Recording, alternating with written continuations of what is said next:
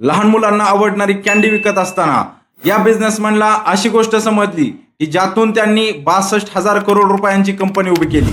गोष्ट आहे 1929 सालची। तेव्हा चव्हाण फॅमिली कॅन्डी बनवून विकत होती।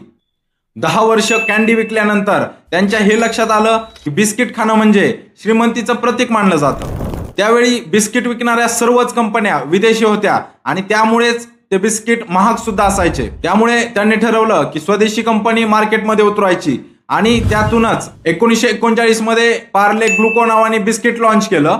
या बिस्किटमध्ये ग्लुकोज होतं, पण सर्वात मोठं चॅलेंज 6 वर्षानंतर आलं जेव्हा वर्ल्ड वॉर 2 संपलं आणि आपला भारत देश स्वतंत्र झाला।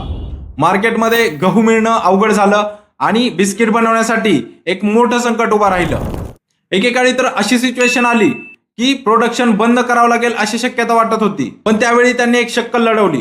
संपूर्ण मार्केटमध्ये गव्हाचं शॉर्टेज असताना बार्ली या धान्यापासून त्यांनी बिस्किट बनवायला सुरुवात केली।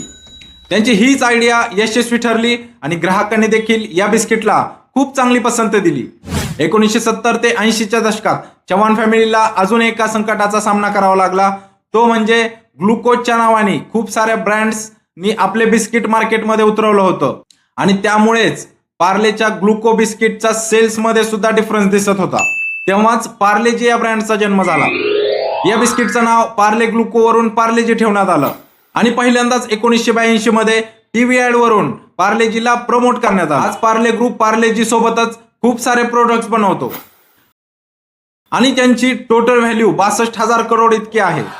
तेव्हा हा व्हिडिओ तुमच्या अशा मित्राला पाठवा ज्यांना बिस्किट खायला खूप आवडतं।